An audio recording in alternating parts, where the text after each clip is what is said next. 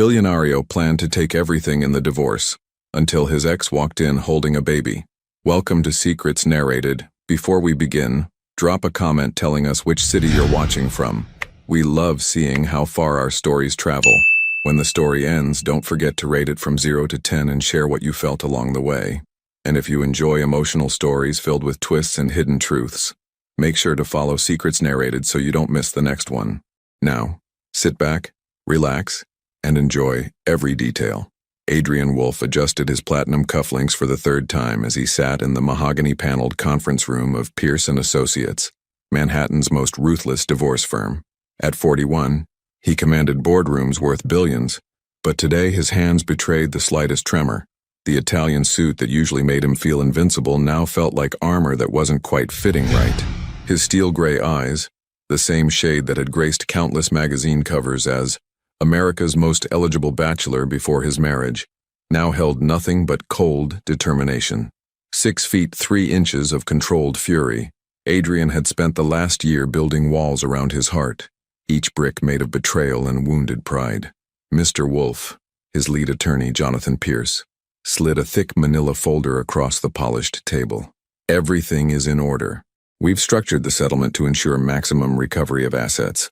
The prenup you insisted she sign will protect most of your holdings, but we can still claim, I want everything. Adrian's voice cut through the air like broken glass. His jaw, sharp enough to cut diamonds, tightened as he spoke. The penthouse overlooking Central Park, the house in the Hamptons, the art collection, her jewelry, all of it. She made her choice when she decided to. He couldn't finish the sentence. Even now, a year later, the image burned behind his eyes like acid. The conference room door opened and Adrian's pulse quickened despite himself. He had prepared for this moment, rehearsed his indifference, practiced his cold stare. What he hadn't prepared for was the way his chest would still constrict at the sight of her. Marisol Reed stepped into the room with the same quiet confidence that had first captivated him at a charity gala 5 years ago. At 33, she possessed an ethereal beauty that seemed to defy the harsh fluorescent lighting of the law firm. Her honey blonde hair fell in gentle waves past her shoulders, framing a face that belonged in Renaissance paintings. Her skin, pale as moonlight, seemed to glow against her simple black dress, but it was her eyes, those impossibly green eyes that reminded him of spring mornings in his grandmother's garden, that had always been her most devastating feature. She had lost weight, too much weight. The elegant dress that once would have hugged her curves now hung loosely, and Adrian felt an unwelcome stab of concern pierce through his carefully constructed hatred. But something was different, something that made his prepared speech die in his throat. Marisol wasn't alone. In her arms, she carried a baby, a tiny bundle wrapped in a soft blue blanket, no more than a few months old. The infant's face was peaceful in sleep, one small fist curled against Marisol's chest. The room fell into a silence so profound that Adrian could hear his own heartbeat thundering in his ears. His eyes, trained to analyze complex financial statements in seconds, now struggled to process what he was seeing. The baby stirred slightly, and Adrian caught a glimpse of the infant's eyes as they fluttered open. They were gray, the exact same steel gray that stared back at him from mirrors every morning. The same eyes that had belonged to his father, his grandfather, and every Wolfman for generations. Jesus Christ. The words escaped him in a whisper. Marisol's attorney, a sharp-featured woman named Diana Chen, cleared her throat. Mr. Wolfe, I believe introductions are in order. This is Mrs. Reed's son, Lucas. He's 4 months old. 4 months. Adrian's mind raced, calculating dates, trying to reconcile timelines with the bitter narrative he'd constructed over the past year. 4 months meant, he's yours, Marisol said quietly, her voice carrying that same melodic quality that used to read him bedtime stories from classic literature when he couldn't sleep after particularly brutal business days. Your son, Adrian. The words hit him like a physical blow. Adrian gripped the edge of the conference table, his knuckles white against the dark wood. The baby, Lucas, made a soft cooing sound, and something deep in Adrian's chest cracked open like ice breaking on a frozen lake. That's impossible. But even as he said it, he knew it wasn't. The resemblance was unmistakable. The timing. We were separated, not divorced, Marisol continued, her voice steady despite the tears gathering in her green eyes. This was before everything fell apart. Before you decided I was someone I never was. Adrian stood abruptly, his chair scraping against the hardwood floor. He towered over everyone in the room, but for the first time in his adult life he felt small, powerless. The empire he'd built, the fortune he'd amassed, the reputation he'd cultivated, none of it mattered in the face of those tiny gray eyes that mirrored his own. "Why now?" His voice cracked on the words. "Why didn't you tell me before?" Marisol's composure finally wavered. A single tear traced down her cheek as she adjusted the baby in her arms. "Because the last time I tried to tell you something important, you walked away. You decided I was lying before I even spoke." The memory hit him like a sledgehammer. That night a year ago when he'd confronted her about the photograph his mother had shown him. The way Marisol had reached for him, tried to explain, but his pride and fury had built a wall between them before she could speak. He'd been so certain of her betrayal, so consumed by the image of her with another man, that he'd refused to listen to anything she had to say. Lucas opened his eyes fully now, those impossibly familiar gray orbs focusing with the serious intensity that Adrian recognized from his own baby pictures. The child looked at him with such direct, innocent curiosity that Adrian felt his carefully constructed walls begin to crumble. "He has your stubborn chin, too," Marisol whispered, and there was something in her voice, not accusation, not anger, but a bone-deep sadness that cut deeper than any weapon. Adrian sank back into his chair, his entire worldview shifting like tectonic plates. Everything he'd believed for the past year, every sleepless night spent nursing his wounded pride, every bitter moment he'd spent planning this exact confrontation, all of it was built on a foundation that was now cracking beneath the weight of a truth he'd never considered. He had a son he'd never held, never fed, never sung to sleep. 4 months of first smiles, first laughs, first everything, gone. Stolen not by Marisol's deception, but by his own stubborn refusal to listen to the woman he'd once promised to trust above all others. The baby made another soft sound, and Adrian's heart, which he'd thought was permanently frozen, began to thaw in ways that terrified him. Looking at Marisol holding their child, Adrian realized he was about to face the most important negotiation of his life, and this time, everything he'd thought he knew about winning and losing was about to change. Would you have been able to forgive someone who refused to trust you when it mattered most? The silence stretched between them like a chasm, broken only by the soft sounds of baby Lucas shifting in Marisol's arms. Adrian's world had tilted off its axis, and he was struggling to find his footing in this new reality, where everything he'd believed for the past year was crumbling into dust. Jonathan Pierce, sensing the seismic shift in the room's dynamic, cleared his throat diplomatically. "Perhaps we should take a brief recess to allow both parties to—" "No." Adrian's voice was hoarse, barely recognizable to his own ears. His gray eyes remained fixed on the child, on his son, as if looking away might make this all disappear. "I need to understand. I need to know everything." Marisol shifted Lucas to her other arm with practiced ease, the motion so natural it reminded Adrian of all the months he'd missed.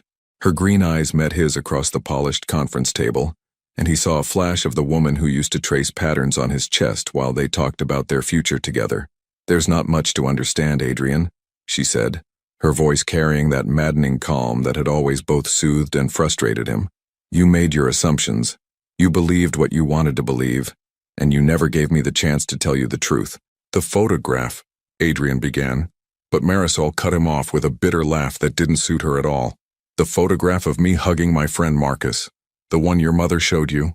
Her voice gained strength, the fire he'd fallen in love with beginning to flicker back to life. "Did you know Marcus is gay, Adrian? Did you know he'd just told his conservative family about his sexuality, and I was the first person he called because he needed someone who wouldn't judge him?" Adrian felt the blood drain from his face. Marcus. He remembered now. Marisol had mentioned him before, a childhood friend she'd grown up with in Oregon, someone she'd lost touch with until he reached out because he needed support. Marisol continued, her free hand unconsciously stroking Lucas's back as she spoke. "And yes, we hugged. Yes, he cried on my shoulder. But what your mother's photographer didn't capture was me telling him about the pregnancy test I'd taken that morning." The words hit Adrian like physical blows. He gripped the edge of the table harder, his knuckles turning white. "You were going to tell me that night." It wasn't a question. The pieces were falling into place with horrifying clarity. That night when he'd confronted her, when he'd stormed into their penthouse armed with accusations and wounded pride, She'd been planning to share the most important news of their lives. I had it all planned. Marisol's voice broke slightly, but she pressed on. Dinner reservations at Maria, the place where you proposed. I was going to wait until dessert and then... She shrugged helplessly. But you came home early. You came home angry. Adrian closed his eyes, remembering that night with crystal clear detail. How beautiful she'd looked in the emerald dress he'd bought her for their anniversary. How her face had lit up when she saw him walk through the door, until she'd seen his expression. How she'd reached for him, saying his name like a prayer, and he'd pulled away like her touch burned. I tried to explain. Marisol whispered. Do you remember? I kept saying I had something important to tell you, something wonderful, but you wouldn't listen. You'd already convicted me in your mind. Lucas stirred in her arms, making soft baby sounds that seemed impossibly loud in the tense silence of the conference room. Without thinking, Adrian leaned forward slightly, drawn by some primal instinct toward his son. He looks like you did as a baby, Marisol said, noticing Adrian's movement. Your mother showed me pictures once, remember? At Christmas dinner 2 years ago. The same serious expression like he's trying to figure out the world. The mention of his mother made Adrian's jaw tighten. Eleanor Wolfe, with her impeccable breeding and razor-sharp instincts for protecting the family fortune. The woman who had raised him to be suspicious of everyone's motives, especially when it came to the Wolfe money. She knew, he said suddenly, the realization hitting him like ice water. My mother knew about the baby. Marisol's silence was answer enough. Jesus Christ. Adrian ran his hands through his dark hair, the perfectly styled locks falling across his forehead. She knew, and she still let me go through with this. She let me come here thinking I was trying to take half your fortune? Marisol's voice was steady, but Adrian could see the hurt flickering in her green eyes. Your mother made it very clear what she thought of me from the beginning. A small-town girl who got lucky enough to catch a billionaire's attention. Adrian's chest tightened with rage, not at Marisol, but at himself, at his mother, at the entire ugly situation he'd created through his own stubborn pride. Eleanor had orchestrated this perfectly, feeding his insecurities and jealousy until he'd destroyed his own marriage. Why didn't you fight back? He asked desperately. When I filed for separation, when I froze the accounts, when I had my lawyers send those papers, why didn't you tell me about Lucas? Marisol looked down at their son, her expression softening in a way that made Adrian's heart clench. Because I realized something that night you accused me of cheating. I realized that the man I married, the man I thought I knew, didn't actually trust me, and I couldn't raise a child with someone who could look at me and see a stranger. The words were delivered without malice, but they cut deeper than any scream or accusation could have. Adrian had spent the last year painting Marisol as the villain in their story, but sitting here now, looking at the woman who'd carried his child alone through 9 months of pregnancy, who'd given birth without him there to hold her hand, who'd spent 4 months raising their son as a single mother because of his wounded ego, he was beginning to understand who the real villain was. Lucas chose that moment to open his eyes fully, those startling gray orbs that were so familiar yet so new. The baby looked directly at Adrian with that intense, curious gaze that seemed far too wise for someone so small. Can I? Adrian's voice broke. He cleared his throat and tried again. Can I hold him? Marisol's expression flickered with something. Surprise, maybe, or fear. For a long moment she just studied Adrian's face as if trying to decide whether she could trust him with the most precious thing in her world. Finally, she stood and walked around the table with careful, measured steps. Adrian's breath caught as she approached. The familiar scent of her perfume, something soft and floral that had always reminded him of spring rain, filling his senses. Support his head, she whispered, leaning close enough that Adrian could see the faint freckles across her nose that makeup couldn't quite hide. He's still so little. Their hands brushed as she transferred Lucas into Adrian's arms, and the contact sent electricity shooting up his spine. But all of that faded to nothing the moment he felt his son's weight settle against his chest. Lucas was warm and impossibly small, fitting perfectly in the crook of Adrian's arm like he belonged there. The baby studied his father's face with that serious expression Marisol had mentioned, and Adrian felt something crack open inside his chest, something that had been frozen for an entire year. Hello, Lucas, he whispered, his voice rough with emotions he couldn't name. I'm your dad, and I'm so sorry I wasn't here before. The baby's tiny hand emerged from the blanket, fingers curling around Adrian's finger with surprising strength. The simple contact broke something fundamental inside Adrian. and he had to blink back tears he hadn't shed since his own father's funeral. "He's perfect," Adrian breathed, looking up at Marisol with wonder. "He's absolutely perfect." But when their eyes met, he saw something that chilled him to the bone. There was no joy in Marisol's expression, no shared wonder at this moment. Instead, there was a sadness so deep, it seemed to reach her soul. "Adrian," she said softly, "holding him doesn't change what happened between us." Adrian's world crystallized around the weight of his son in his arms and the devastating finality in Marisol's voice. Lucas gurgled softly, oblivious to the tension crackling between his parents like electricity before a storm. Those tiny fingers still gripped Adrian's index finger with surprising strength, but Marisol's words had created a chasm that seemed impossible to bridge. "I know it doesn't," Adrian said quietly, his voice thick with regret. He couldn't look away from Lucas's face, the perfect curve of his nose, the way his dark eyelashes cast shadows on his pale cheeks. "But I need you to know that I never stopped loving you. Not for a single day." Marisol's laugh was hollow, devoid of the musical quality that used to fill their penthouse with warmth. "Love without trust isn't love, Adrian. It's possession, and I refuse to be possessed anymore." The truth of her words hit him like a physical blow. He had been possessive, hadn't he? So terrified of losing her that he'd driven her away with his suspicion and jealousy. The irony wasn't lost on him. In trying to protect what was his, he'd destroyed everything that mattered. Diana Walsh, Marisol's attorney, cleared her throat diplomatically. "Perhaps we should discuss the practical matters at hand. Mrs. Reed is seeking joint custody arrangements and reasonable child support." "No." The word exploded from Adrian's lips before he could stop it. Both lawyers and Marisol stared at him in shock. "I mean, not joint custody. I want full involvement. I want to be there every day. I want to make up for lost time." Marisol's green eyes flashed with something dangerous. "You think you can just waltz back into our lives because you finally know the truth? You think holding Lucas for 5 minutes erases a year of abandonment? That's not what I meant." "Then what did you mean, Adrian?" Marisol's composure was finally cracking, and the fire beneath her calm exterior was beginning to show. "Because from where I'm sitting, it looks like you're trying to renegotiate terms that you forfeited when you chose to believe a photograph over your wife's word." Adrian felt Lucas shift in his arms and instinctively adjusted his hold, the motion coming more naturally than he'd expected. "I was wrong. God, Marisol, I was so completely, devastatingly wrong. But I can't undo the past year. All I can do is try to be better going forward." "Better?" Marisol's voice rose slightly and Lucas made a small sound of protest. She immediately lowered her tone, but the intensity remained. "Do you know what better would have been? Better would have been trusting the woman you claim to love. Better would have been asking questions instead of making assumptions. Better would have been being there when I found out I was pregnant, scared and alone because my husband had decided I was a stranger." Each word was like a knife to Adrian's chest. He pictured her taking that pregnancy test alone, probably in the bathroom of their penthouse while he was at the office, nursing his wounded pride and planning their separation. He imagined her sitting on their bed, the bed where they'd made plans and promises, holding that positive test and realizing she couldn't share the news with the one person who should have been overjoyed. "I was there for every ultrasound appointment," Marisol continued, her voice breaking slightly. "Every doctor's visit. Every sleepless night when I was too anxious to rest. I felt him kick for the first time while I was sitting in a lawyer's office, signing papers that legally separated me from the only man I'd ever loved. Do you have any idea what that was like?" Adrian closed his eyes, Lucas's warmth against his chest a bittersweet reminder of everything he'd missed.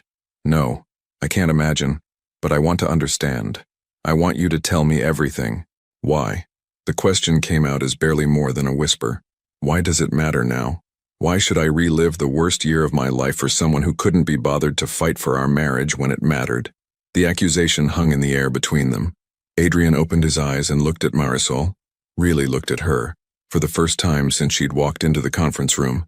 The woman he'd married had been vibrant, full of laughter and dreams. This woman was still beautiful, still strong, but there was a wariness in her eyes that hadn't been there before, a guardedness that he'd put there. "Because I was a coward," he admitted, the words scraping his throat raw. "Because I was so terrified of being played for a fool like my father was that I became the fool instead. Because my mother spent my entire childhood telling me that women would only want me for my money, and when I thought you'd proven her right, it was easier to believe her than to trust what we had." Lucas made another soft sound, and Adrian looked down to see those serious gray eyes studying his face. There was something in his son's expression, a gravity that seemed impossible for someone so young, that reminded Adrian of his own childhood photographs. The pictures where he looked like he was carrying the weight of the world, even as a toddler. Your mother. Marisol's voice was flat, emotionless. She knew about Lucas when she came to see you last week. Adrian's head snapped up. She came to see me last week? What are you talking about? For the first time since entering the room, Marisol looked uncertain. She didn't tell you? Eleanor came to my apartment 3 days ago. She offered me money, a substantial amount, to disappear, to move across the country and never contact you again. The revelation hit Adrian like ice water. His mother had known about Lucas for days, possibly longer, and she'd tried to pay Marisol to vanish with his son. The woman who'd raised him, who'd shaped his worldview and his fears, had been willing to steal his child from him to protect what she saw as the family's interests. How much? The question came out strangled. 5 million. Marisol's voice was steady, but Adrian could see the hurt flickering in her green eyes. She said it was enough for me to start over somewhere else, to give Lucas a good life without the complications of the Wolf family drama. Adrian's hands shook with rage, and Lucas seemed to sense his agitation, making a small fussing sound. Immediately, Adrian forced himself to calm down, running a gentle hand over his son's back in a motion that felt instinctively right. What did you tell her? He asked, though he was afraid of the answer. I told her that Lucas wasn't for sale, that he had a right to know his father, even if his father was too stubborn to know him. Marisol's voice grew stronger. And then I told her that if she ever came near my son again, I'd make sure every society page in New York knew exactly what Eleanor Wolf thought of her only grandchild. Pride swelled in Adrian's chest alongside the rage. Even after everything he'd put her through, Marisol had protected their son's right to know him. She could have taken the money and disappeared, could have raised Lucas somewhere Adrian would never find them, but she'd chosen to fight instead. She's not going to be a part of Lucas's life, Adrian said firmly. My mother forfeited any right to a relationship with my son the moment she tried to buy you off. That's not your decision to make alone anymore, Marisol said quietly. Lucas has 2 parents, Adrian. 2 parents who need to figure out how to coexist for his sake, even if we can't be together. The words cut deep because they confirmed what Adrian had been dreading, that holding his son, feeling that instant connection, understanding the magnitude of his mistakes, none of it was enough to undo the damage he'd caused. Marisol was willing to let him be Lucas's father, but she wasn't willing to be his wife again. Can't we try? The words escaped before he could stop them, raw and desperate. Can't we try to find our way back to each other? For Lucas? Marisol was quiet for a long moment, her green eyes fixed on their son's face as he dozed in Adrian's arms. When she finally spoke, her voice was barely audible. I spent 9 months hoping you'd call, hoping you'd realize your mistake and come home. I used to dream that you'd walk into the delivery room at the last second, that you'd be there when our son took his first breath. She looked up, and Adrian saw tears gathering in her eyes. But you never came, and I learned that I was stronger than I thought, and that Lucas and I could build a life without you. The finality in her voice was devastating. Adrian felt like he was watching his entire future crumble, and the only thing anchoring him to sanity was the warm weight of his son against his chest. Marisol, please. No, Adrian. She stood up, her movements graceful despite the emotion in her voice. You made your choice a year ago when you decided to listen to everyone except your wife. I've made mine now. The words hung in the air like a death sentence. Adrian felt his world narrow to the sound of Lucas's soft breathing and the devastating finality in Marisol's voice. She reached for their son, and every instinct in Adrian's body screamed at him to pull away, to hold on to this moment, this connection, for just a little longer. Wait, he said desperately, but his arms were already moving, transferring Lucas back to Marisol's embrace. The loss of his son's warmth felt like losing a piece of himself. Please, just give me a chance to prove that I can be different. Marisol's expression softened marginally as she settled Lucas against her shoulder, but her resolve remained unshaken. You had 3 years of marriage to prove that, Adrian. You had a year of separation to figure it out. I can't keep waiting for you to become the man I thought I married. Jonathan Pierce shifted uncomfortably in his chair. Perhaps we should focus on establishing a visitation schedule. Mr. Wolf clearly wants to be involved in his son's life. Visitation? Adrian's voice cracked on the word. The thought of seeing his son on scheduled weekends, of being reduced to an appointment in Lucas's life, was unbearable. No, I won't be a part-time father who shows up for birthday parties and Christmas mornings. Then what are you suggesting? Diana Chen asked sharply. Because my client has been raising this child alone for 4 months while your client was planning to strip her of everything she owned.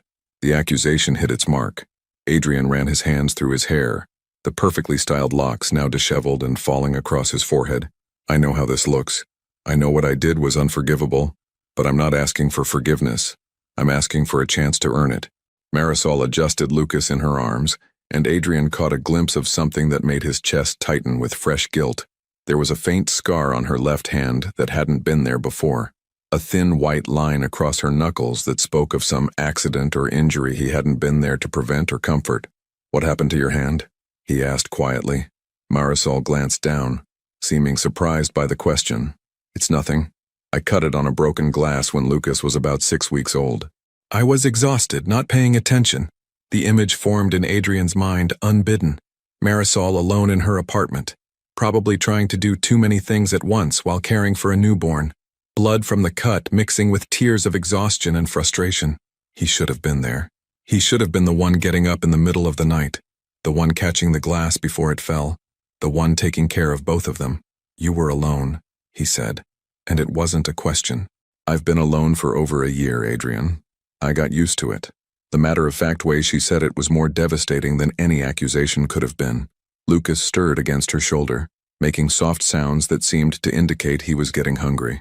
Marisol glanced at the clock on the conference room wall, and Adrian saw the subtle shift in her posture that meant she was preparing to leave. Don't go, he said quickly. Not yet. There's something else I need to tell you. Marisol paused, wariness flickering in her green eyes. What? Adrian took a deep breath, knowing that what he was about to reveal would either help his cause or destroy any remaining hope he had. The company, Wolf Investments. I've been thinking about selling it. The statement sent shockwaves through the room. Jonathan Pierce nearly choked on his coffee, and even Diana Chen looked surprised. But it was Marisol's reaction that mattered most to Adrian, the way her eyes widened slightly, the quick intake of breath that told him she understood the magnitude of what he was saying. You're lying, she said flatly. That company is your life.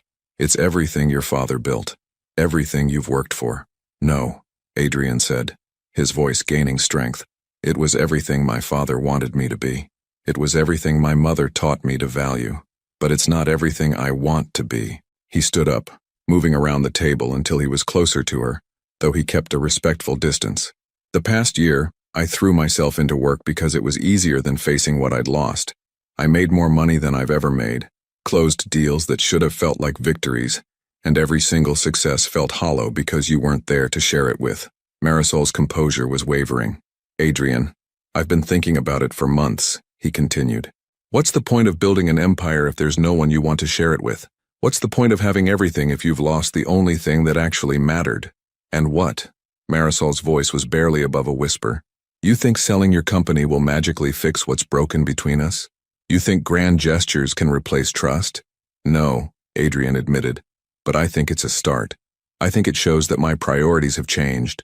That losing you changed me in ways I didn't even realize until now. Lucas made a more insistent sound, and Marisol automatically began swaying slightly, a motion so natural, it spoke of countless nights spent soothing their son to sleep. He needs to eat, she said softly, and I need to think about all of this. Where are you staying? Adrian asked. I know you're not at the penthouse anymore. A small apartment in Brooklyn Heights? The admission seemed to cost her something. It's not much, but it has a view of the water, and Lucas seems to like watching the light on the waves. Adrian's heart clenched. The woman who had once lived in a multi-million-dollar penthouse overlooking Central Park was now raising their son in a modest Brooklyn apartment, and it was his fault. His pride and stubbornness had reduced her world to a fraction of what it had been. I could help, he started, but Marisol cut him off. I don't want your money, Adrian. I never did. Her voice was firm but not unkind. I have a job. I'm a freelance graphic designer now, working mostly with small businesses. It's not glamorous, but it's mine, and I can do it from home while taking care of Lucas. The revelation that she'd built an entirely new career while raising their son alone was both inspiring and heartbreaking. Adrian remembered how talented she was, how she used to show him designs she was working on for fun, never thinking of it as more than a hobby because she hadn't needed to work. You always were brilliant at that, he said quietly. I remember the logo you designed for the charity gala we attended 3 years ago. The organizers were blown away. A ghost of a smile flickered across Marisol's face before disappearing. You remember that? I remember everything about you, Adrian said, his voice raw with honesty. The way you bite your lower lip when you're concentrating. How you always order your coffee with an extra shot of vanilla. The face you make when you're trying not to laugh at something inappropriate. The way you used to curl up against me on Sunday mornings and plan our entire future in sleepy whispers. Marisol's eyes filled with tears, but she blinked them back. Those people don't exist anymore, Adrian. The woman who believed in fairy tale endings died the night you accused me of cheating. The man who used to trace my freckles and call them constellations disappeared the moment you chose to trust a photograph over your wife's word. Then let me show you who I am now, Adrian pleaded. Let me prove that I can be the man you deserve, the father Lucas deserves. How? The single word carried the weight of a year's worth of pain and disappointment. However you'll let me, Adrian said simply. Whatever it takes, however long it takes. Marisol was quiet for a long moment, her green eyes studying his face as if trying to see past the successful businessman to the man underneath. Lucas chose that moment to make a sound that was unmistakably a cry for food, and the spell was broken. I have to go, Marisol said, but there was something different in her voice, a crack in the armor she'd built around her heart. Can I see him again? Adrian asked desperately. Can I see you both again? Marisol hesitated at the conference room door, Lucas fussing more insistently in her arms. There's a coffee shop in Brooklyn Heights called The Daily Grind. I take Lucas there sometimes in the afternoons. Tomorrow at 3. It wasn't a promise, barely even an invitation, but it was more hope than Adrian had dared to expect. I'll be there, he said. Marisol nodded once, then walked out of the conference room, taking with her all the light and warmth that Adrian had been missing for the past year. He stood in the sudden silence, surrounded by lawyers and legal documents that no longer seemed to matter, and realized that everything he thought he'd been fighting for had just walked out the door. The only question now was whether he was strong enough to fight for what actually mattered. The Daily Grind was nothing like the upscale Manhattan cafes Adrian was accustomed to. Tucked into a converted brownstone in Brooklyn Heights, it had mismatched furniture, local art covering the exposed brick walls, and the kind of warm, lived-in atmosphere that money couldn't buy. Adrian arrived 20 minutes early, his usual punctuality amplified by nerves he hadn't felt since his first board presentation 15 years ago. He'd chosen his outfit carefully, dark jeans instead of his usual tailored suits, a simple gray sweater that Marisol had bought him for their second anniversary, and no tie. The goal was to look approachable, human, like the man she'd fallen in love with rather than the corporate shark he'd become. He'd even left his Rolex at home, wearing instead an old Timex that had belonged to his father. The barista, a young woman with purple hair and multiple piercings, looked at him with barely concealed amusement as he ordered his third espresso in 20 minutes. Adrian was usually the picture of calm control, but today his hands were shaking slightly as he checked his phone for the dozenth time. 2:47 p.m. She wasn't late, but each minute felt like an hour. At exactly 3 o'clock, Adrian heard the soft chime of the door opening, and his entire world shifted. Marisol stepped inside, Lucas strapped to her chest in a baby carrier, and Adrian felt his heart stop. She was wearing jeans and a soft blue sweater that brought out her eyes, her honey blonde hair pulled back in a simple ponytail.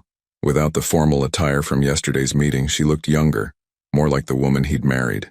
Their eyes met across the small cafe, and for a moment, neither moved. Then Lucas made a happy gurgling sound, as if recognizing his father, and the spell was broken. You came, Adrian said as she approached his table, standing immediately to pull out a chair for her. I said I would. Marisol's voice was cautious, but not cold. She settled into the chair, adjusting Lucas in his carrier so Adrian could see him clearly, though I'll admit I wasn't sure you'd actually be here. I've never been more sure of anything in my life. The words came out with an intensity that surprised them both. Adrian sat down across from her, his eyes immediately drawn to Lucas, who was awake and alert, those serious gray eyes taking in his surroundings with the same focus Adrian brought to board meetings. He's grown, Adrian observed, though it had only been a day since he'd last seen his son. Even since yesterday, he seems more aware, Marisol finished. The pediatrician says he's developing ahead of schedule. Too smart for his own good, just like his father. The casual reference to their shared DNA, to Adrian's place in Lucas's life, sent warmth spreading through his chest. What else is he doing? I mean, what should I know about him? For the first time since she'd sat down, Marisol's expression softened. He loves music. Classical, specifically. I play Bach while I work, and he'll sit contentedly for hours. He hates loud noises but loves being outside. We walk along the promenade every morning. He's starting to smile, real smiles, not just gas. Her voice grew tender. And he has this way of looking at people like he's trying to figure out their secrets. Adrian studied his son's face, noting the way Lucas seemed to be doing exactly that, examining him with an intensity that was both flattering and unnerving. He gets that from you. You always could see right through people, except when it mattered most, Marisol said quietly, and Adrian knew she was referring to his mother's manipulation, to his own inability to trust what he should have known in his heart was true. Before Adrian could respond, Lucas made a sound, not crying, but a sort of conversational babble that seemed directed at his father. Without thinking, Adrian leaned forward, his voice automatically dropping to the gentle tone people use with babies. "Hello there, Lucas. Remember me from yesterday?" he said softly. "I know I missed your first 4 months, but I'm hoping we can make up for lost time." To Adrian's amazement and delight, Lucas's face scrunched up in what could only be described as a smile, lopsided and gummy, but unmistakably joyful. The sight hit Adrian like a physical blow and he had to blink back sudden tears. "He likes you," Marisol observed, and there was something in her voice. Surprise, maybe, or cautious hope. "The feeling is entirely mutual," Adrian managed, his voice rough with emotion. "God, Marisol, he's incredible. How did we make something so perfect?" "We had help," she said dryly, but Adrian caught the ghost of a smile tugging at her lips. They sat in comfortable silence for a moment, both watching Lucas explore his new environment with wide, curious eyes. The normalcy of it, sitting in a cafe watching their baby together, felt both natural and surreal after everything that had happened between them. "I spoke to my lawyers this morning," Adrian said eventually. "I'm withdrawing the divorce petition. All of it. The asset division, everything. I want to start over." Marisol's head snapped up, her green eyes sharp with wariness. "Adrian, not with us," he clarified quickly, though the words cost him. "I know I don't have the right to ask for that, but legally I want a clean slate. No battles over money or property. I want to focus on what matters. Which is? Learning how to be Lucas's father, earning your trust back, proving that I can be the man you thought you were marrying." Adrian paused, then added quietly, "Proving it to myself too." Marisol was quiet for a long moment, absently stroking Lucas's back as she considered his words. "You really meant it, didn't you? About selling the company. I've already put out feelers to potential buyers. Goldman Sachs is interested and there are 3 private equity firms circling. I should have offers within the month." "Why?" The question was barely above a whisper. Adrian looked at Lucas, then back at Marisol. "Because that company was built on my father's vision of success and my mother's fear of not having enough.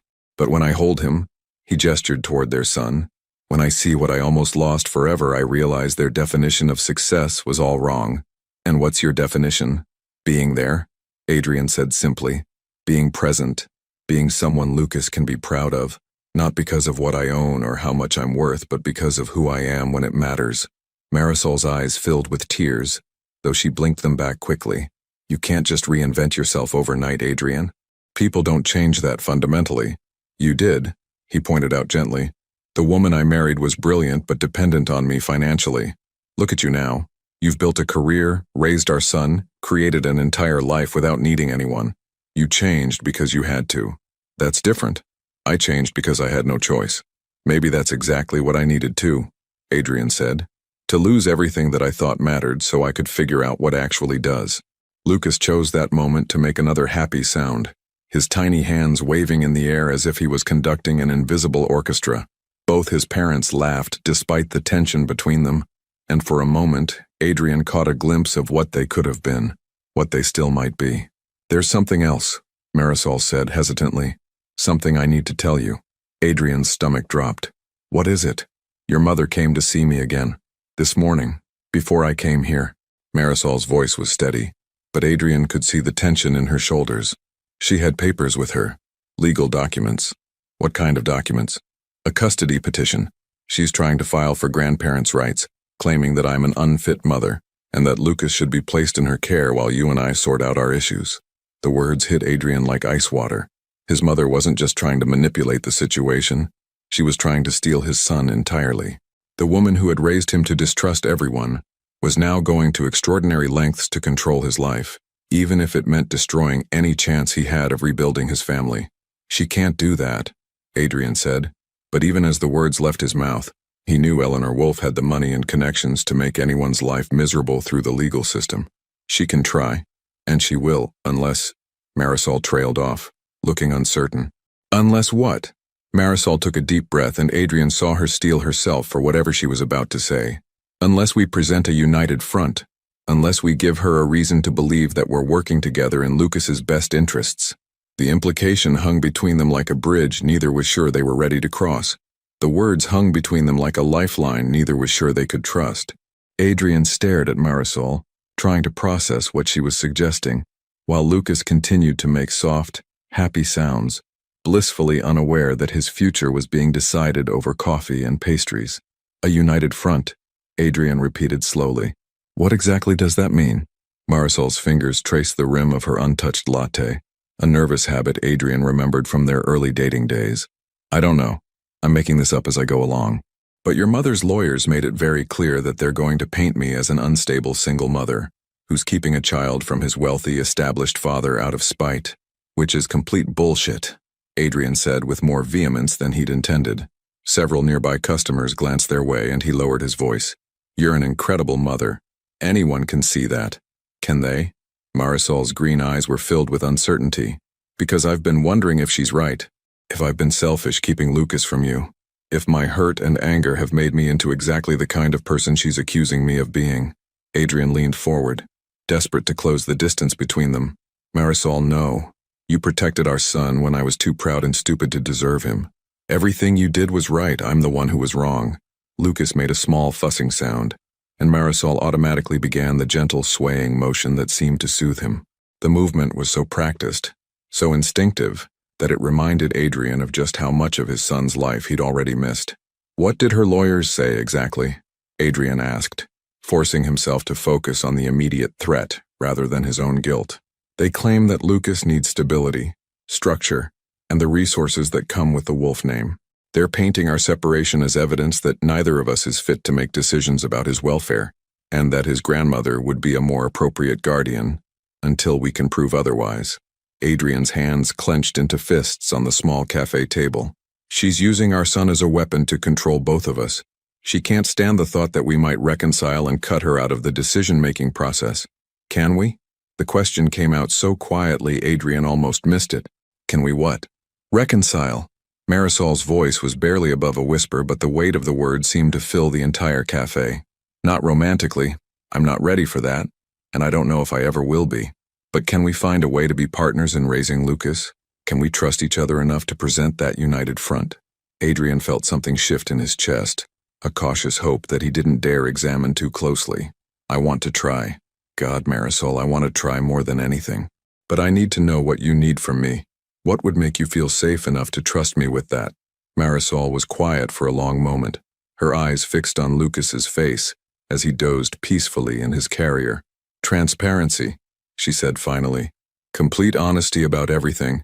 No more secrets, no more assumptions, no more letting other people influence our decisions about our family. Done, Adrian said immediately. And boundaries with your mother. Real ones, not just words. If we're going to co-parent Lucas, Eleanor doesn't get a vote. She doesn't get to manipulate or intimidate or bribe her way into our decisions. Adrian nodded, though the thought of completely cutting his mother out of his life was more daunting than he wanted to admit. Eleanor Wolfe had been his primary advisor for 41 years, and breaking that pattern would require fundamental changes he wasn't sure he was capable of making. There's more, Marisol continued. I need to see that you've actually changed, not just that you want to change. I need to see you prioritize Lucas over work, over money, over everything else that used to consume your life. What would that look like? I don't know yet, Marisol admitted, but I'll know it when I see it, or when I don't. Lucas stirred in his carrier, blinking those serious gray eyes as he woke from his brief nap. Immediately, both parents focused on him with the intensity of scientists studying a rare specimen. Adrian found himself cataloging every expression, every movement, trying to memorize details he should have been learning for months. "He's going to need a bottle soon," Marisol observed, checking her phone for the time. "I usually feed him around now. Can I?" Adrian hesitated, then forged ahead. "Can I help? I know I don't know what I'm doing, but I want to learn." Marisol studied his face for a moment as if trying to gauge his sincerity.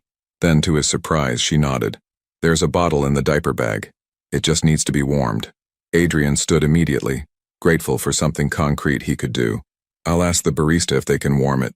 "Room temperature is fine," Marisol called after him as he headed to the counter. "He's not picky." The purple-haired barista looked amused as Adrian explained what he needed, but she was helpful, warming the bottle in a small pot of hot water while Adrian waited nervously. He felt like he was preparing for the most important business presentation of his life, except the stakes were infinitely higher. When he returned to the table, Marisol was unstrapping Lucas from his carrier, and the baby was making increasingly insistent, hungry sounds. Adrian watched, mesmerized, as she lifted their son with the practiced ease of someone who'd done this hundreds of times. "Here," she said, holding Lucas out to him. "Support his head and keep him upright." Adrian's hands were shaking slightly as he took his son, but Lucas settled against him with surprising ease. The baby looked up at him with those penetrating gray eyes, and Adrian felt the same overwhelming rush of love and protectiveness he'd experienced in the law firm. "Now the bottle," Marisol instructed, handing it to him. "Touch it to his lips first. He'll open his mouth when he's ready." Adrian followed her instructions, amazed when Lucas immediately latched onto the bottle and began drinking with enthusiastic gulps. The simple act of feeding his son felt monumental, like he was finally doing something right after months of everything wrong. "You're a natural," Marisol said softly, and there was something in her voice, surprise maybe, or cautious approval. "He makes it easy," Adrian replied, unable to take his eyes off Lucas's face. "He's perfect, Marisol. You did an incredible job with him. We made him together," she pointed out. "The good parts of him come from both of us." They sat in comfortable silence while Lucas finished his bottle, and Adrian found himself thinking that this was what he'd been missing. Not just the milestones and the big moments, but the quiet, everyday intimacy of caring for their child together. The way Marisol anticipated Lucas's needs, the way she watched Adrian feed him with a mixture of protectiveness and hope, the way their son seemed completely content to be held by his father. "Marisol," Adrian said quietly, "what if we didn't just present a united front? What if we actually tried to build something real? Not a romantic relationship, I understand that's off the table, but a real partnership, a family that doesn't look traditional but works for all three of us." Marisol was quiet for so long that Adrian began to think he'd overstepped. Then Lucas finished his bottle and made a small, satisfied sound, and she smiled. The first genuine smile Adrian had seen from her since she'd walked into that law firm. "I'd like that," she said simply, "but there are conditions." "Name them." "You move to Brooklyn. Not to some luxury high-rise, but somewhere normal. Somewhere Lucas can have a regular childhood without bodyguards and drivers and all the trappings that come with being a wolf heir." Adrian's first instinct was to negotiate, to explain why that wouldn't work with his lifestyle and responsibilities. Then he looked down at his son, who was gazing up at him with complete trust, and realized that his old life wasn't worth preserving if it meant losing this. "Okay," he said. "What else? You learn to change diapers, give baths, handle middle-of-the-night feedings. You don't get to be the fun weekend dad while I handle all the hard parts." "I want to handle the hard parts," Adrian said earnestly. "I want all of it." Marisol nodded slowly, and Adrian could see her mentally checking off items on some invisible list. "And if you ever choose to believe someone else's version of the truth over mine again, if you let your mother or anyone else manipulate you into doubting me, then we're done. Permanently." The condition hit him like a physical blow because he knew he deserved it. "I understand. Do you?" Marisol's green eyes were intense, searching. "Because I can't go through that again, Adrian. I won't survive having my heart broken by the same man twice." Adrian met her gaze steadily, Lucas warm and solid in his arms, and made the most important promise of his life. "I will never give you reason to doubt my trust in you again. That's not just a promise. It's a vow." Marisol studied his face for a long moment, then nodded slowly. "Then we have work to do, because your mother is expecting an answer to her custody petition by the end of the week." 3 days later, Adrian stood outside the imposing glass doors of Eleanor Wolf's penthouse office, steel and resolve coursing through his veins. He'd spent 72 hours apartment hunting in Brooklyn, learning to change diapers under Marisol's patient instruction, and preparing for this moment. The conversation that would either free his family or destroy any chance they had of building something real together. His reflection in the elevator's polished chrome showed a man transformed. Gone was the perfectly tailored Armani suit, replaced by dark jeans and a simple button-down shirt. His hair, usually styled to corporate perfection, was slightly disheveled from the morning he'd spent playing with Lucas on Marisol's living room floor. He looked younger, more human, and he felt more like himself than he had in years. The elevator opened into Eleanor's domain, a testament to old money and older power. Crystal chandeliers cast prismatic light across Persian rugs worth more than most people's houses, while oil paintings of long-dead wolf ancestors gazed down with disapproving expressions that had haunted Adrian's childhood. "Adrian, darling." Eleanor's voice carried across the marble foyer before he could see her. She emerged from her study like a queen holding court, every silver hair perfectly in place, her St. John suit immaculate despite the early hour. At 68, Eleanor Wolfe was still a formidable woman, though Adrian was finally beginning to see the calculation behind her maternal facade. "Mother." His greeting was cool, formal, a far cry from the respectful deference she was accustomed to receiving. Eleanor's sharp blue eyes, so different from Adrian's gray ones, swept over his appearance with barely concealed distaste. "You look," she paused, searching for a diplomatic word, "casual. I trust this meeting means you've come to your senses about that custody arrangement." "I have," Adrian said, walking past her into the study where he'd spent countless hours as a child, being lectured about responsibility, family legacy, and the dangers of trusting the wrong people, but probably not in the way you're expecting. The study was a shrine to Wolfe family power, floor-to-ceiling bookshelves filled with leather-bound volumes, a massive mahogany desk that had belonged to Adrian's great-grandfather, and photographs documenting generations of business triumphs. It was here that Eleanor had shaped Adrian's worldview, teaching him to see relationships as transactions and love as a luxury the wealthy couldn't afford. "Sit," Eleanor commanded, settling behind the imposing desk like a general preparing for battle. "We need to discuss your son's future. His name is Lucas," Adrian said, remaining standing, "and his future is exactly what I came here to discuss."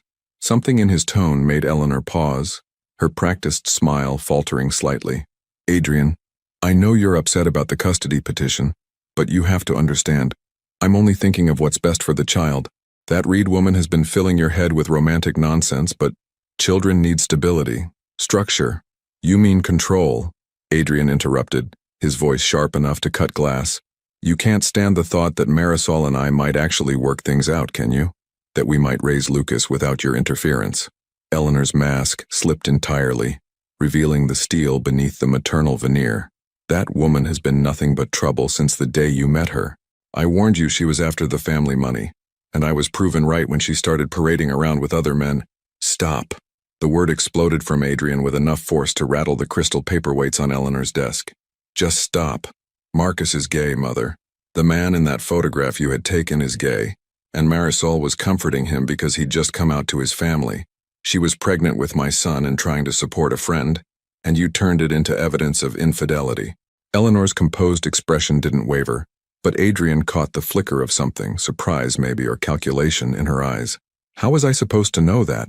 The photograph showed what you wanted it to show," Adrian said, finally understanding the full scope of his mother's manipulation. "You've been sabotaging my marriage from the beginning, haven't you? Every doubt you planted, every warning about gold diggers, every suggestion that Marisol wasn't good enough for the family.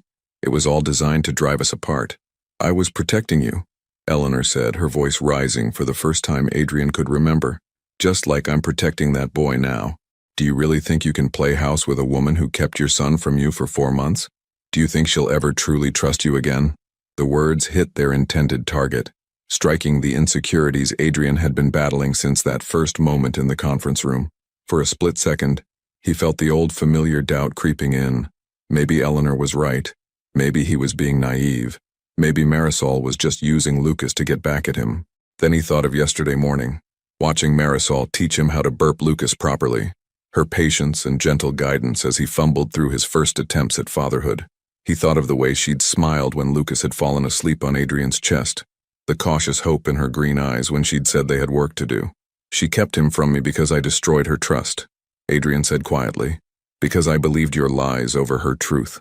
Because I was so terrified of being taken advantage of that I threw away the best thing that ever happened to me. Adrian, I'm withdrawing from Wolf Investments, he continued, his voice gaining strength with each word. I've accepted an offer from Goldman Sachs. The sale will be final by the end of the month. Eleanor went white, her composure finally cracking completely. You can't be serious. That company is your legacy, your father's life work. That company is a prison, Adrian said firmly. It's kept me tied to your vision of success, your fears, your need to control everything and everyone around you. I'm choosing a different legacy for my son. What legacy? Eleanor's voice was sharp with panic now. Living in some tiny apartment in Brooklyn? Working some mundane job? Raising a child without the advantages that come with the Wolf name? The advantage of having parents who trust each other? The advantage of growing up without bodyguards and board meetings and the constant pressure to prove he's worthy of his inheritance? The advantage of being loved for who he is, not what he represents. Eleanor stood abruptly, her hands flat on the desk as she leaned forward. You're making the biggest mistake of your life, Adrian. That woman will never forgive you for what you did. She's using that baby to manipulate you, and you're too blinded by guilt to see it. For a moment, Adrian felt the old pattern trying to reassert itself. Eleanor's voice cutting through his confidence, planting seeds of doubt that had grown into the paranoia that destroyed his marriage. But then he thought of Lucas's tiny hand gripping his finger, of Marisol's quiet strength as she'd navigated single motherhood, of the family they could build if he was brave enough to trust in love instead of fear. Maybe you're right, he said quietly. Maybe Marisol will never fully forgive me. Maybe this is all a mistake that will blow up in my face. But you know what? I'd rather fail at trying to be the man my family deserves than succeed at being the man you raised me to be. Eleanor's face went through a series of emotions. Shock, anger, disappointment, and finally something that looked almost like fear. If you do this, if you choose them over family loyalty, over everything I've taught you, then I'll finally be free, Adrian finished. And so will my son. He turned toward the door, done with a conversation that should have happened years ago. Behind him, Eleanor's voice followed, sharp with desperation. The custody petition stands, Adrian. If you think you can cut me out of that boy's life, you're more naive than I thought. I have resources, connections. Adrian paused at the door, looking back at the woman who had shaped so much of his life, and felt something that might have been pity. Actually, Mother, you don't. Not anymore. Because as of this morning, I've transferred a significant portion of my liquid assets into a trust for Lucas's future, one that you have no access to or control over. And the lawyers handling the trust have very specific instructions about protecting him from anyone who might try to use legal manipulation to gain access. Eleanor's mouth opened and closed soundlessly, and Adrian realized he'd never seen her truly speechless before. The custody petition will fail, he continued, because Marisol and I are presenting a united front now, and because no judge in New York is going to take a child away from two loving parents just because his grandmother thinks she knows better. You're making an enemy of me, Eleanor said, her voice cold with threat. No, Adrian replied sadly. I'm just finally admitting that we were never really family to begin with. Family doesn't manipulate and control. Family doesn't destroy relationships out of fear. Family trusts and supports and loves unconditionally. He left Eleanor standing in her monument to Wolf family power, surrounded by the trappings of wealth and influence that had once defined Adrian's entire world.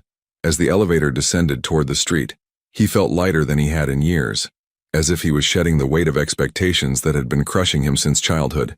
His phone buzzed with a text from Marisol. Lucas took his first real laugh today.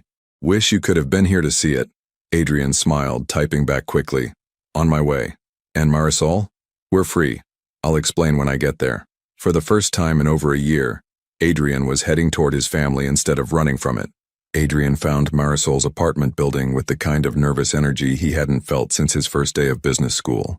The converted brownstone in Brooklyn Heights was nothing like the gleaming Manhattan towers he was used to. But as he climbed the narrow stairs to her third-floor apartment, he realized how much he preferred the warmth and character of this place over the sterile luxury of his penthouse. Before he could knock, the door opened, revealing Marisol in yoga pants and an oversized sweater, her hair pulled back in a messy bun. She looked beautiful in that effortless way that had always taken his breath away, but it was the expression on her face, hopeful, nervous, real, that made his chest tighten with emotion. "I saw you from the window," she explained, stepping aside to let him in. "You looked like you were psyching yourself up for something." "The biggest presentation of my life," Adrian admitted, following her into the small but cozy living room. The space was decorated with Marisol's artwork and photos of Lucas, warm throws draped over a comfortable couch that probably cost less than Adrian used to spend on dinner. It felt more like home than anywhere he'd lived in years. Lucas was lying on a colorful playmat in the center of the room, batting at hanging toys with the serious concentration of a scientist conducting important research. When he saw Adrian, his face lit up with what was unmistakably recognition and joy. "There's my boy," Adrian said softly, kneeling beside the playmat. Lucas made excited gurgling sounds and waved his arms, and Adrian felt that same overwhelming rush of love that hit him every time he saw his son. "He's been looking toward the door all morning," Marisol observed, settling onto the couch. "Like he knew you were coming." "Smart kid," Adrian replied, gently stroking Lucas's cheek. "Takes after his mother." The casual compliment seemed to catch Marisol off guard, and Adrian saw a flicker of the old warmth in her green eyes before she looked away. "So," she said, changing the subject, "your text mentioned being free. I take it the conversation with your mother didn't go as she planned." Adrian sat back on his heels, his attention split between Lucas and the woman who held his entire future in her hands. "It went exactly as I planned, actually. Eleanor Wolfe no longer has any power over our family."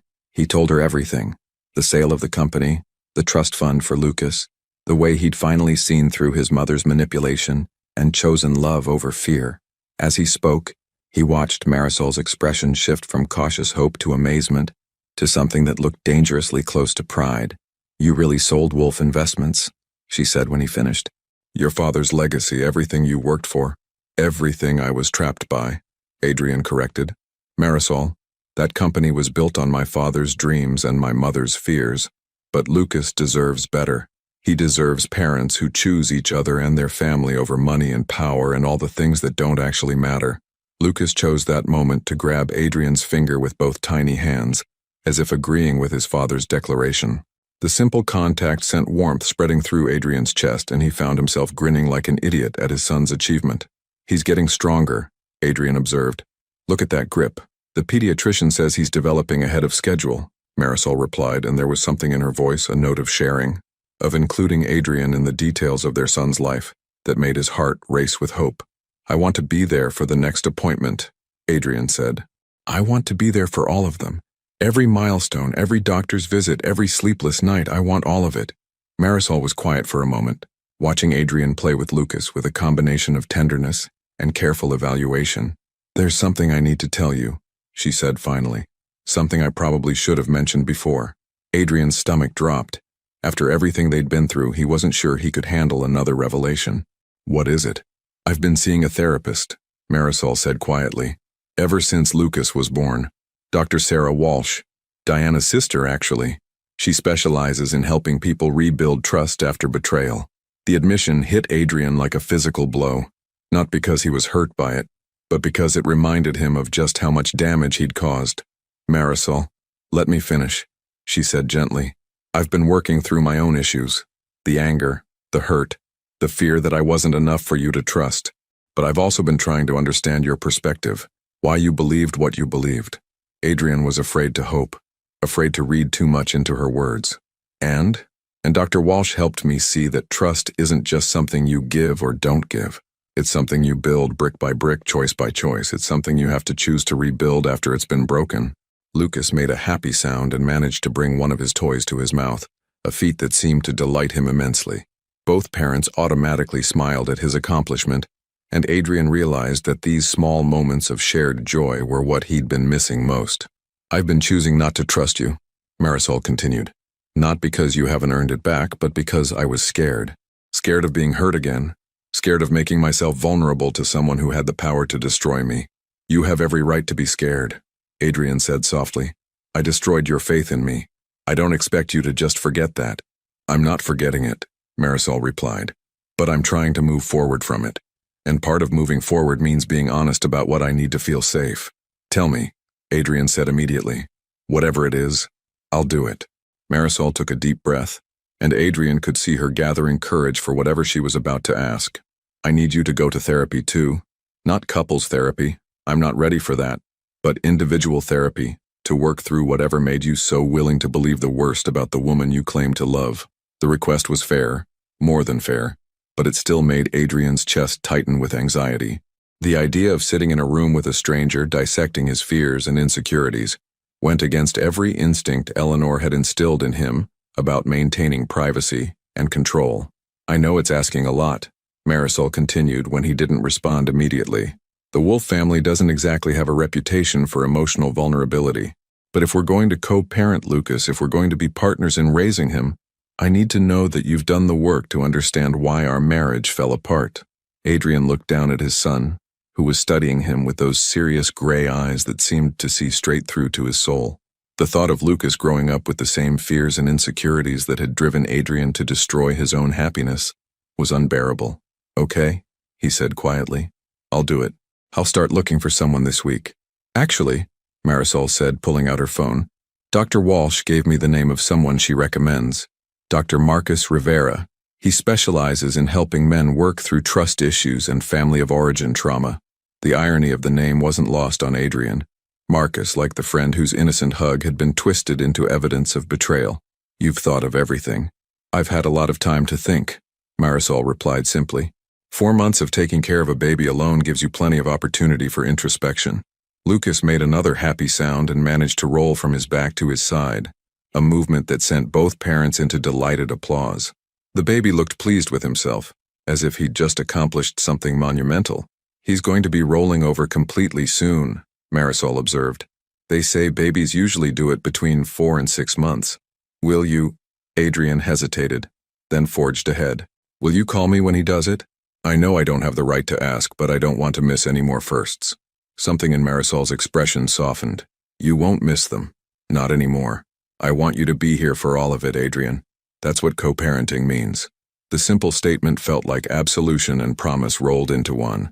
Adrian reached out without thinking, his hand covering hers where it rested on her knee. The contact sent electricity shooting up his arm, and for a moment the air between them crackled with the same chemistry that had drawn them together 5 years ago. But instead of pulling away, Marisol let her fingers intertwine with his, and they sat in comfortable silence watching their son discover the world one small triumph at a time. I found an apartment, Adrian said eventually, reluctant to break the peaceful moment but needing to share his progress. 2 blocks from here. It's nothing fancy, but it has a view of the promenade and room for Lucas to play when he gets older. You really meant it, Marisol said, and there was wonder in her voice.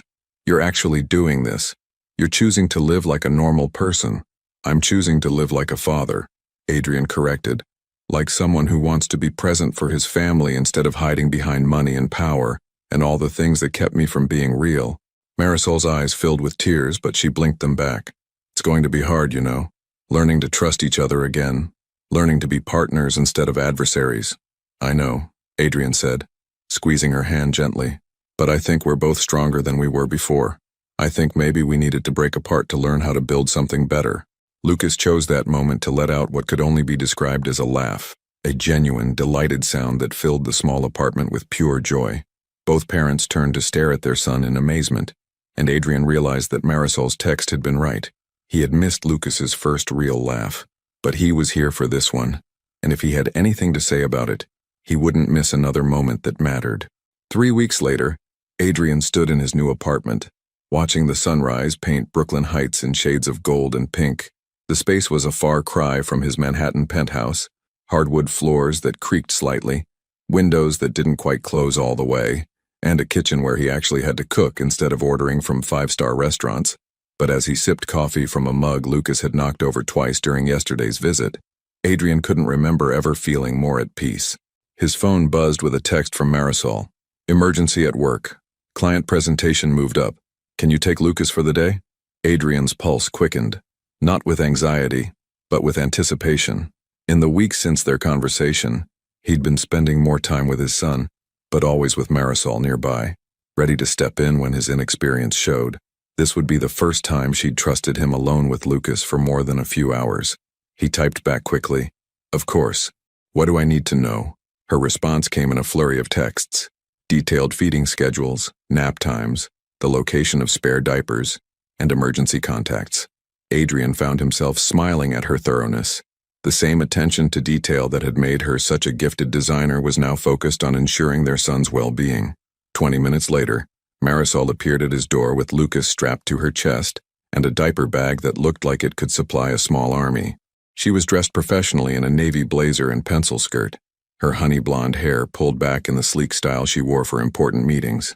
"You look beautiful," Adrian said before he could stop himself, then immediately felt heat rise in his cheeks. "I mean professional, you look professional, ready to conquer the business world." Marisol's smile was soft, touched with something that might have been affection. "Thank you. And you look—" She paused, taking in his jeans and sweater, the way his hair was slightly mussed from sleep, like a dad. The simple observation hit him with unexpected force. A dad, not a CEO, not an heir to a business empire, not the man his mother had shaped him to be. Just a father ready to spend the day caring for his son. "So," Adrian said as Marisol transferred Lucas to his arms, "what's this presentation about?" "A small nonprofit that helps women start their own businesses," Marisol replied, adjusting the diaper bag on Adrian's shoulder. "They need a complete rebrand, and if I get this contract, it could lead to bigger things. It's not glamorous, but it's work that matters." Adrian felt a surge of pride for the woman he'd once been married to, who'd taken a devastating personal setback and transformed it into a career that aligned with her values. "You'll be brilliant. You always are when you're passionate about something." Their eyes met and held for a moment, and Adrian saw something flicker in Marisol's green gaze. Recognition, maybe, of the man who used to believe in her dreams before he'd let fear and suspicion poison everything good between them. "I should go," she said, but she hesitated at the door, her protective instincts clearly warring with her need to trust him. "Are you sure you're ready for this? A whole day is different from a few hours." "We'll be fine," Adrian assured her, though he felt a flutter of nerves. "Lucas and I are going to have an adventure, aren't we, buddy?" As if in response, Lucas made one of his happy, gurgling sounds and grabbed a handful of Adrian's sweater, his tiny fingers surprisingly strong. "Call me if anything," Marisol began. "Marisol," Adrian's voice was gentle but firm, "go show them why they'd be crazy not to hire you. Lucas is safe with me." She nodded, took a deep breath, and kissed Lucas's forehead. For a moment, Adrian thought she might kiss him too, an old habit from their married days, but she caught herself and stepped back. "I'll be back by 6, she said, and then she was gone, leaving Adrian alone with his son for the first time in their lives. The first few hours went surprisingly well. Adrian fed Lucas his bottle without incident, changed 2 diapers with only minor fumbling, and even managed to get him down for his morning nap after 20 minutes of gentle rocking. He was starting to feel confident, even proud of his newfound parenting skills. Then Lucas woke up from his nap screaming, not the gentle fussing Adrian had become accustomed to, but full-throated, red-faced screaming that seemed to echo off the apartment walls. Adrian tried everything, feeding, changing, rocking, walking, singing lullabies in his admittedly terrible voice, but nothing worked. Lucas just continued crying with the persistence of a smoke alarm. "Come on, little man," Adrian pleaded, bouncing his son gently as sweat beaded on his forehead. "What do you need? Tell Daddy what you need." But Lucas just cried harder, and Adrian felt panic begin to creep in. This was exactly the kind of moment Marisol had worried about, the test he couldn't afford to fail. His first instinct was to call her, to admit defeat and prove that he wasn't ready for the responsibility of caring for their son. Instead, he took a deep breath and tried to think rationally. Lucas had been fed, changed, and wasn't running a fever. Maybe he was just overstimulated, or maybe he missed his mother's familiar presence. Adrian remembered Marisol mentioning that Lucas loved music, particularly classical pieces. Moving to his laptop, Adrian pulled up a playlist of Bach's most soothing compositions. As the first notes of Air on the G string filled the apartment, Lucas's crying began to subside, replaced by hiccuping sobs that gradually quieted to sniffles. "There we go," Adrian murmured, swaying gently to the music. "You just wanted some Bach, didn't you? I should have known. You've got sophisticated taste like your mama." Lucas's gray eyes, still wet with tears, fixed on Adrian's face with that intense focus that never failed to amaze him. Slowly, the baby's expression shifted from distress to curiosity, as if he was trying to figure out this man who smelled different from his mother, but held him with the same love and care. "I know I'm not her," Adrian whispered, settling into the rocking chair he'd bought specifically for moments like this. but I'm trying to be the dad you deserve. I'm trying to be better than the man I was before I knew you existed." As if in response, Lucas made a soft cooing sound and his tiny hand found Adrian's finger, gripping it with the trust that Adrian was determined to prove worthy of. They spent the afternoon in comfortable routine, bottles and diaper changes punctuated by long periods of simply sitting together, Adrian telling Lucas about everything and nothing, while classical music played softly in the background. He found himself sharing stories about his own childhood, carefully editing out the loneliness and pressure, while focusing on the few genuinely happy memories he could recall. "Your grandmother isn't going to be part of your life," Adrian said during one of these quiet moments. "Not because I want to keep family away from you, but because I want to protect you from the kind of love that comes with conditions. You're going to grow up knowing that you're enough exactly as you are." Lucas seemed to approve of this plan, settling more comfortably against Adrian's chest as the afternoon light shifted from bright to golden. Around 5 o'clock, Adrian's phone rang. Marisol's name appeared on the screen, and he answered immediately, expecting to hear anxiety or worry in her voice. "How did it go?" she asked, and Adrian could hear car sounds in the background. She was already on her way home. "We're good," Adrian said, looking down at Lucas, who was dozing peacefully in his arms. "There was a rough patch around 2 o'clock, but we figured it out. How was your presentation?" "I got the contract," Marisol said, and Adrian could hear the smile in her voice. "They want me to start next week, but more importantly, you sound different." "Different how?" "Confident, like you actually believe you can do this." Adrian considered her words, realizing she was right. Somewhere between the morning's nervous energy and the afternoon's peaceful routine, something fundamental had shifted. He wasn't just playing at being a father anymore, he was becoming one. "I think I'm starting to," he admitted. "Lucas is an excellent teacher. He gets that from his father," Marisol said softly, and the words carried a warmth that made Adrian's chest tighten with hope. When Marisol arrived 20 minutes later, she found Adrian and Lucas still in the rocking chair, both of them looking completely content. Lucas was awake but peaceful, making soft sounds as he studied the evening light coming through the windows. "There are my boys," she said, and the casual possessiveness in the phrase made Adrian's heart skip a beat. "How do you feel about celebrating your new contract with dinner?" Adrian asked. "I could cook. Nothing fancy, just pasta and salad. Lucas seems to enjoy watching me attempt domestic activities." Marisol's smile was radiant, free of the careful guardedness that had characterized their interactions for weeks.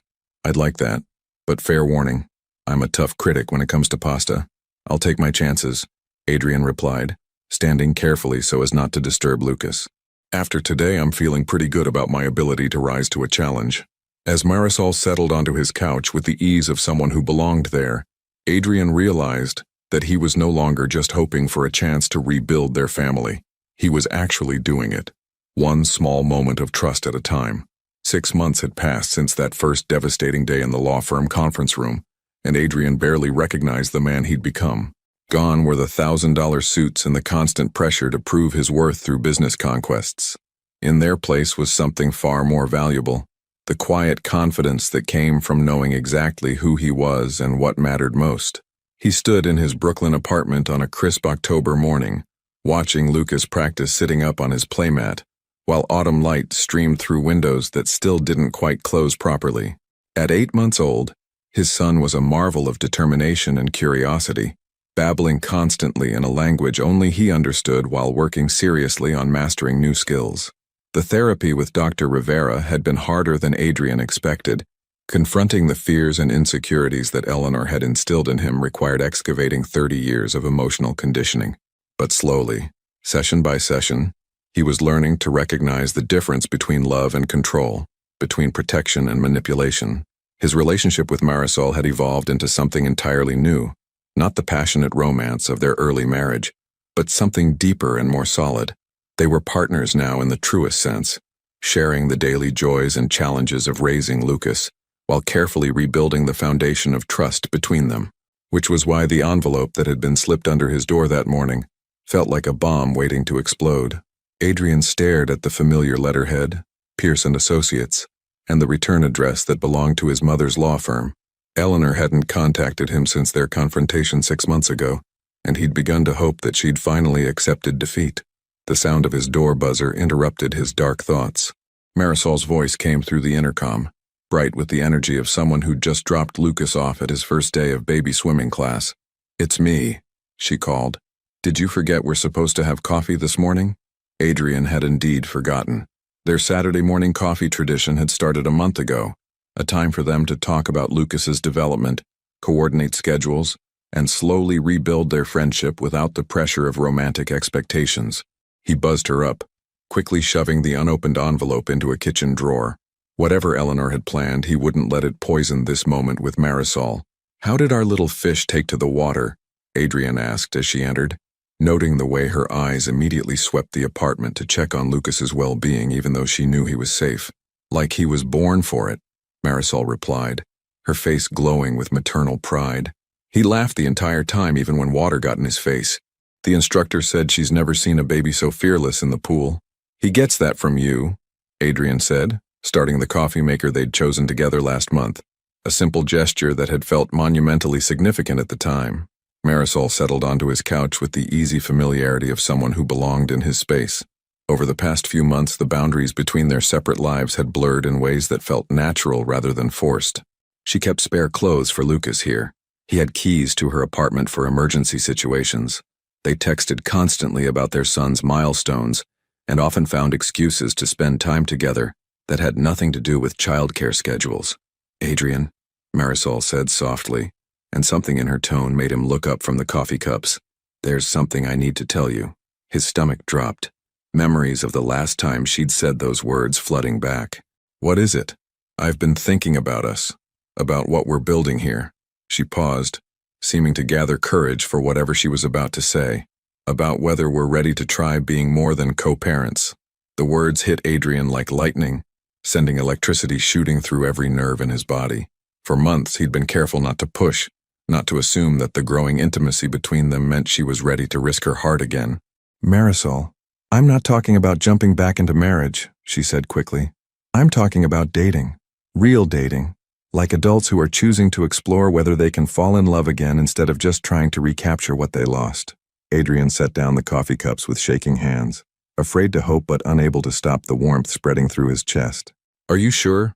I don't want you to feel pressured because we're getting along better or because of Lucas." "This isn't about pressure," Marisol interrupted.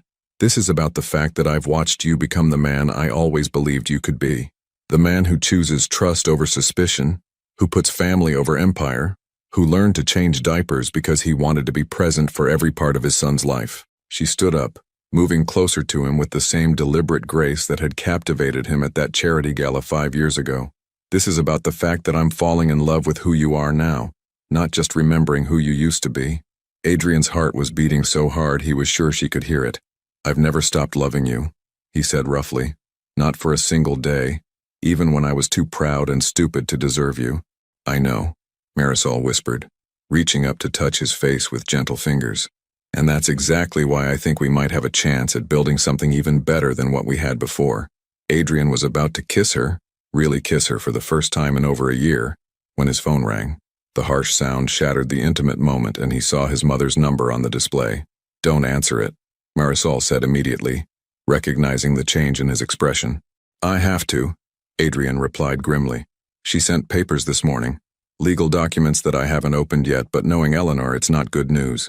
He answered the call, putting it on speaker so Marisol could hear whatever fresh manipulation his mother had concocted. "Adrian, darling." Eleanor's voice filled the apartment, as cold and calculating as ever. "I assume you've received my little gift by now." "What do you want, Mother?" Adrian asked wearily. "I want you to remember who you really are," Eleanor replied smoothly. "I filed an injunction against your sale of Wolf Investments. My lawyers have found several irregularities in the transaction. Irregularities that will tie up the proceeds in court for years unless you come to your senses." Adrian felt ice form in his veins. "You can't do that. The sale was completed months ago. Money talks, darling, and I have more of it than you do now that you've thrown away your inheritance. The judge who signed the injunction is an old family friend. Goldman Sachs is already nervous about the legal challenges. They're prepared to withdraw their offer if this becomes too complicated." The trap was elegant and vicious, exactly what Adrian should have expected from a woman who'd spent decades perfecting the art of control through financial manipulation. Without the money from the sale, he couldn't maintain his current lifestyle or support Lucas the way he wanted to. He'd be forced to crawl back to Eleanor and accept whatever terms she offered. "What do you want?" he asked quietly. "Full custody of Lucas, placed in my care while you return to your responsibilities at Wolf Investments. The Reed woman can have supervised visitation rights, assuming she signs a comprehensive non-disclosure agreement about family business." Adrian felt Marisol stiffen beside him, her face going white with shock and rage. This was Eleanor's endgame, not just destroying their relationship but taking their son entirely. "And if I refuse?" Adrian asked, though he already knew the answer. "Then you'll spend years in court fighting an uphill battle while your assets are frozen, and your reputation is destroyed. I have resources you can't match, Adrian, and I'm prepared to use all of them to protect this family from your temporary insanity." The apartment fell silent except for the sound of Adrian's heart pounding in his ears. This was the moment Eleanor had been building toward, the final test of whether he would choose love or surrender to fear. Adrian looked at Marisol, whose green eyes were filled with the same terror he felt. Then he looked toward the playmat where Lucas had been practicing sitting up just minutes before. Their beautiful, innocent son, who deserved better than to be used as a weapon in his grandmother's war for control. "Adrian?" Eleanor's voice carried a note of triumph. "I'm waiting for your answer." Adrian took a deep breath, reached for Marisol's hand, and made the most important decision of his life. "Go to hell, mother," he said calmly. "We'll see you in court." He hung up the phone and pulled Marisol into his arms, feeling her tremble against his chest as the magnitude of what they were facing sank in. "She can't take him," Marisol whispered. "Adrian, she can't actually take Lucas from us, can she?" "She can try," Adrian said grimly. "But she's forgotten something important." "What?" Adrian tilted Marisol's face up to meet his eyes, seeing strength and determination reflected back at him despite her fear. "We're not the same people we were a year ago. We're not fighting each other anymore, we're fighting for each other. And that makes us stronger than any amount of money she can throw at us." Marisol's smile was fierce and beautiful and completely fearless. "Then let's give her the fight of her life." Adrian kissed her then, pouring a year's worth of love and regret and hope into the contact. When they broke apart, both breathing hard, he rested his forehead against hers. "Whatever happens," he whispered, "we face it together. No more secrets, no more letting other people come between us. Together." Marisol agreed, her voice strong with conviction. From the playmat came the sound of Lucas babbling happily to himself, oblivious to the storm gathering around him but safe in the knowledge that his parents would protect him from anything. And for the first time since Eleanor's call, Adrian smiled. His mother might have money and connections and the ruthlessness that came from decades of getting her own way, but she didn't have what he and Marisol had, the unbreakable bond that came from choosing love over fear, trust over control, and each other over everything else the world might offer. The battle for their family was just beginning, but Adrian had never been more confident about which side would win. 2 years later, the late afternoon sun painted Brooklyn Heights in shades of amber and gold as Adrian pushed Lucas's stroller along the promenade, his son's delighted laughter mixing with the gentle sounds of the East River below.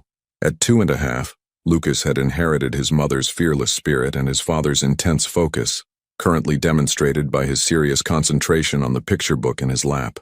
"Daddy bird," Lucas announced, pointing at a seagull with the triumphant air of someone making a groundbreaking scientific discovery. "That's right, buddy." "What sound does a bird make?" Adrian asked, slowing the stroller so Lucas could observe the wildlife more carefully. "Tweet, tweet," Lucas declared, then dissolved into giggles at his own cleverness. Adrian's heart swelled with the kind of pure joy he'd never known existed before becoming a father. These daily walks had become sacred time. Just him and his son exploring their neighborhood and building the foundation of trust and communication that Adrian was determined would define their relationship. His phone buzzed with a text from Marisol. "Court ruling came through. We won. Completely. Come home so we can celebrate properly." Adrian's hands shook slightly as he read the message. After 18 months of legal battles, appeals, and depositions that had tested every ounce of strength their rebuilt relationship possessed, it was finally over.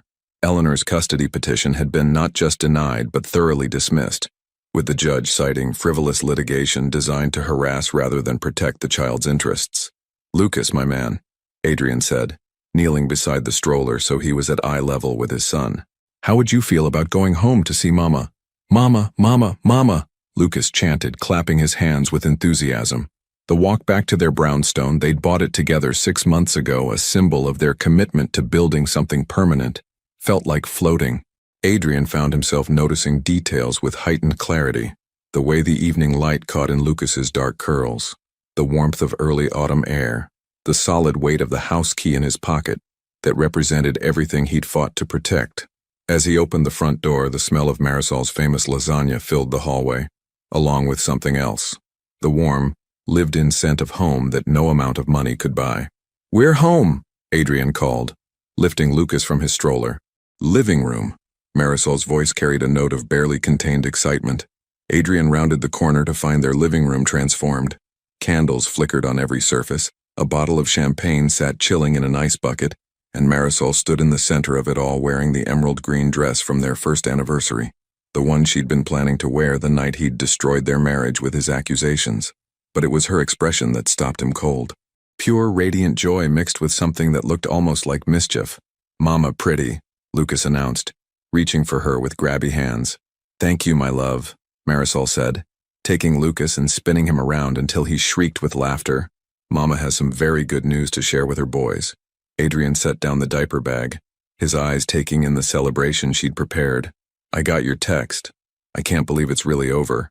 "Oh, that's not the only news," Marisol said, her green eyes sparkling with secrets. "The judge didn't just dismiss your mother's petition. She also issued a restraining order preventing Eleanor from any future contact with Lucas without both parents' written consent, and she ordered her to pay our legal fees." Adrian felt a weight he'd been carrying for 18 months finally lift from his shoulders. "She can't hurt us anymore." "She can't hurt us anymore," Marisol confirmed, then added with a grin. "And neither can Goldman Sachs, because guess what arrived in today's mail?" She handed him an envelope with the familiar logo of the investment firm. Inside was a check for the full amount of the Wolf investment sale, plus interest for the time it had been held in escrow. 18 months of legal battles, and we ended up exactly where we wanted to be anyway, Adrian said wonderfully. Financially independent, legally protected, and free from Eleanor's control. "That's still not all the news," Marisol said, and now she was practically vibrating with excitement. Adrian looked at her more carefully, noting the flushed cheeks, the way she was holding Lucas protectively against her chest, the particular glow that he recognized but didn't dare interpret. "Marisol," he said slowly, "please tell me you're not about to say what I think you're about to say." Her smile was radiant, transformative. "I'm pregnant." The words hit Adrian like lightning, sending joy shooting through every nerve in his body. He reached for her and Lucas, pulling them both into his arms as the full magnitude of her announcement sank in. "Pregnant," he repeated, his voice rough with emotion. "We're having another baby. We're having another baby," Marisol confirmed, tears of happiness streaming down her face. "I found out this morning right before the court ruling came through. Dr. Walsh says I'm about 8 weeks along." Lucas, seemingly sensing the emotional importance of the moment even if he didn't understand it, patted his father's face with gentle hands. "Daddy happy?" "Daddy is so happy," Adrian managed, his voice breaking on the words. "Daddy is the luckiest man in the entire world." They stood there in their living room, surrounded by candlelight and the promise of their future, holding each other and their son while their second child grew safe and protected in Marisol's womb. Adrian thought about the man he'd been 2 years ago, wealthy but empty, successful but fundamentally alone, and marveled at the journey that had brought him here. "I have something for you too," he said suddenly, remembering the small box he'd been carrying in his jacket pocket for weeks, waiting for the right moment. Marisol's eyes widened as he pulled out the velvet ring box, and Lucas made interested grabbing motions toward the shiny object. "Adrian," she whispered. "I know we said we'd take things slow," Adrian said, dropping to one knee while still holding Lucas in one arm, a feat that would have been impossible before he'd learned to juggle parenting and romance. "I know we agreed that marriage was something we'd discuss in the future, when we were sure we'd rebuilt everything properly. Adrian, but I don't want to wait anymore," he continued, his voice gaining strength.